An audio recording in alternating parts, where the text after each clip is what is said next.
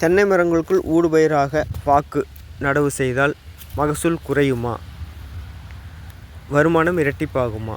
இது மிக அனைவருக்கும் இருக்கக்கூடிய மிக பயனுள்ள கேள்வி. இதற்கு பதில் கட்டாயம். நம்ம குறிப்பிட்ட ஏரியாவில் ஒரு வருமானத்தை நம்பி இல்லாமல் 2 வருமானம் பெறக்கு மிக அற்புதமான வாய்ப்பு. பாக்கு நடவு செய்யும்போது கவனிக்க வேண்டிய விஷயம், முதல்ல பாக்குக்கு நிழல் வேணும் வளர்கிற வரைக்கும். அந்த நிழல் பாக்கு மரங்களுக்கு தேவையான நிழல் தென்னைக்குள்ளே ஊடுபயிராக பண்ணும்போது கட்டாயம் மிக சிறந்த ஒரு அட்மாஸ்பியர் உருவாகும். பாக்கு வளர்ச்சி சீராகவும் மிக அருமையாகவும் கொண்டு வர முடியும்.